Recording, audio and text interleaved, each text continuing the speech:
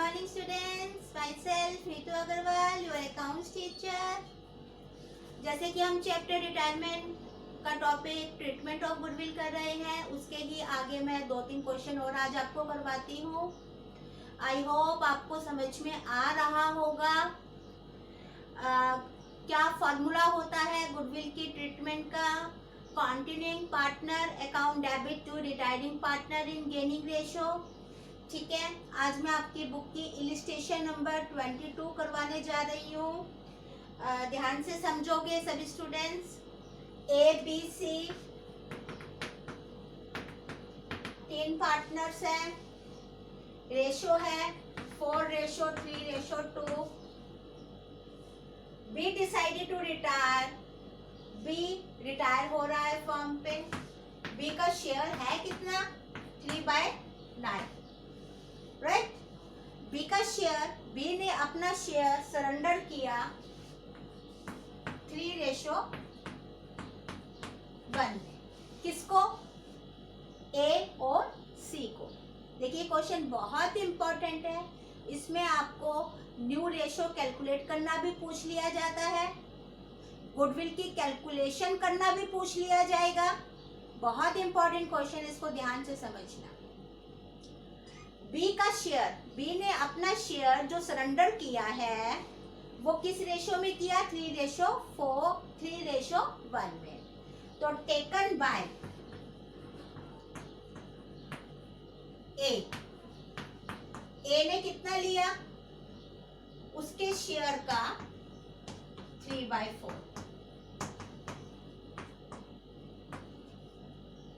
Taken by सी, उसके share का 1/4। ठीक है, ये न्यू रेशो है, आपको आती है कैलकुलेट करनी। अब ए ने ले लिया, बी सी ने ले लिया, तो ए के शेयर में प्लस हो जाएगा। तो ए न्यू शेयर, पुराने शेयर में जितना उसने बी का शेयर लिया वो प्लस हो जाएगा। तो 36 इज द एलसीएम। 16 + 9 25/36। ठीक है। सी का नया शेयर, पहले कितना था? 2/9। ले कितना लिया? 3/36। क्लियर? LCM is 36। 4 से 2 को मल्टीप्लाई करेंगे, कितना आ जाएगा? 11/36। ठीक है, तो आपकी जो न्यू रेशियो है वो क्या आ जाएगी? 25:11। जो न्यू रेशियो है वो क्या आ जाएगी? 25:11। क्लियर? अब साथ के साथ गेनिंग रेशो भी निकाल लो। आप जब गेनिंग रेशो निकालोगे तो जो आपकी गेनिंग रेशो आएगी 3:1 आएगी। गेनिंग रेशो जब आप निकालोगे तो वो क्या आएगी? 3:1 आएगी। ठीक है, इतना हो गया क्वेश्चन। अब इस क्वेश्चन में अभी तक जितने भी क्वेश्चन दिए जाते थे उन क्वेश्चंस में आपको फर्म की गुडविल दे दी जाती थी, बट इस क्वेश्चन में आपको कहते हैं कि सुपर प्रॉफिट मेथड से गुडविल की कैलकुलेशन करो। और क्या लिखा हुआ है? Goodwill of the firm is 1.5 year purchase of the super profit and the average profit of the 3 year. 3 सालों का एवरेज प्रॉफिट दे रखा है, नॉर्मल प्रॉफिट दे रखा है, और आपको गुडविल की वैल्यू निकालनी है। तो देखिए गुडविल कैसे निकालते हैं? Super profit into number of year purchase. अब सुपर प्रॉफिट निकालना है,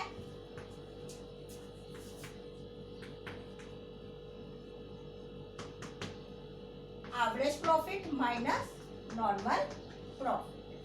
एवरेज प्रॉफिट निकालिए, तीनों साल के प्रॉफिट को प्लस कीजिए और 3 से डिवाइड कीजिए, तो आपका जो एवरेज प्रॉफिट है वो 2,50,000 आ जाएगा।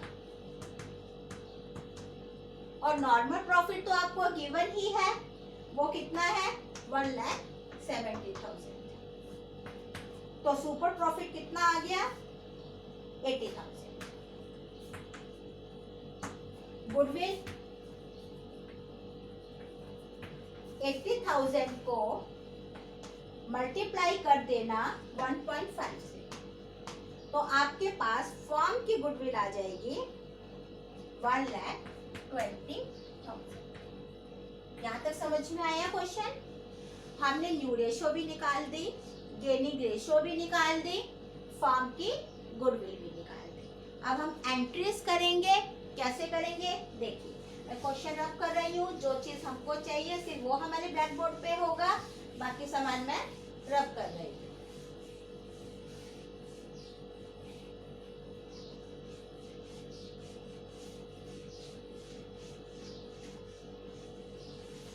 Right, goodwill of the firm कितनी आई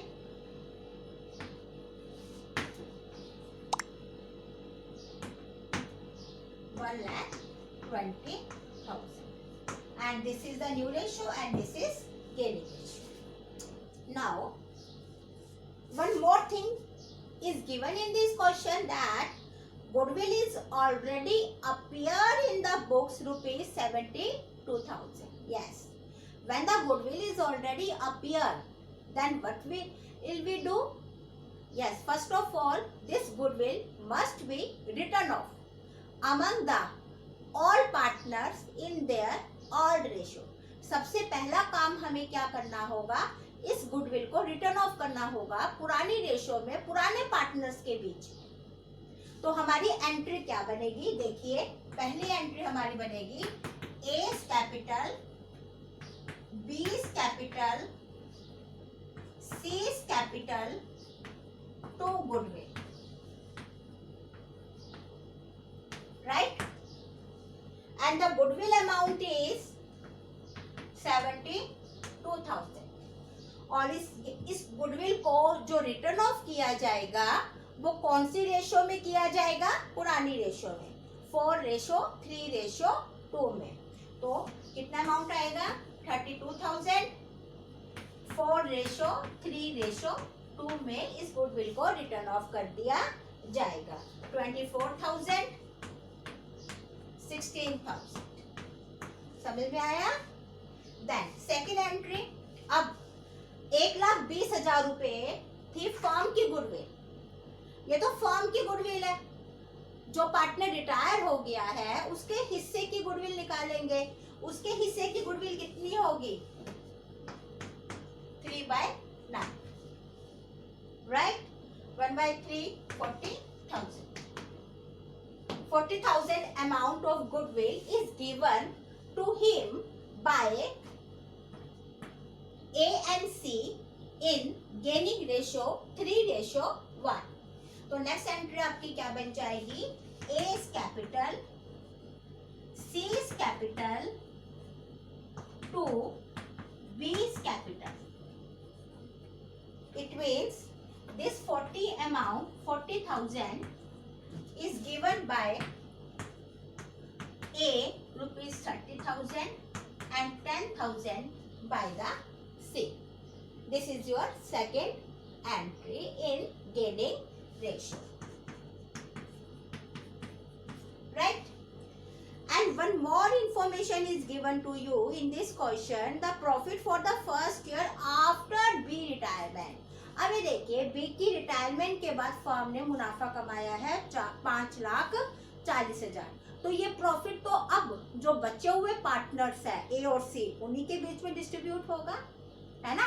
अब बी का तो कोई रोल नहीं रह गया, तो ए और सी को ये प्रॉफिट मिल जाएगा। तो हमारी जो थर्ड एंट्री बनेगी वो क्या बनेगी, profit and loss appropriation account to A's capital to C's capital.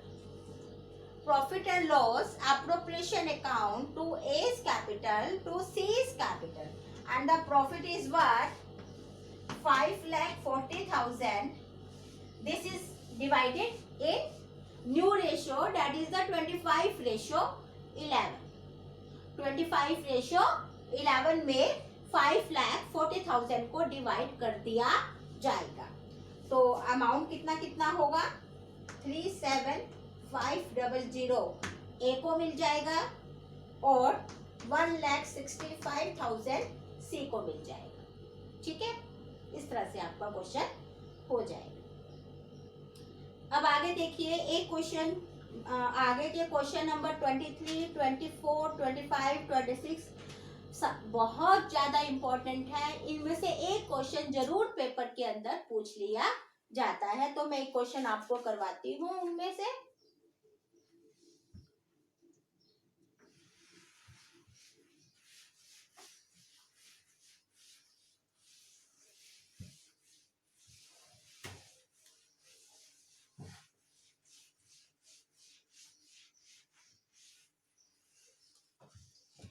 Illustration number 23.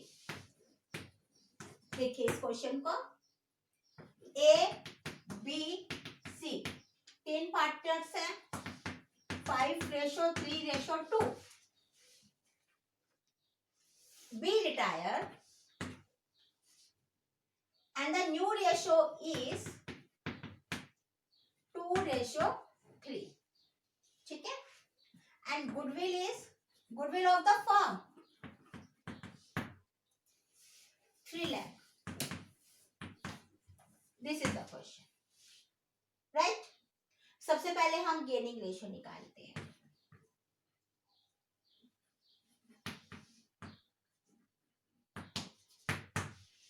ए की क्या फॉर्मूला होता है गेनिंग रेशियो निकालने का? Yes, new ratio minus old ratio.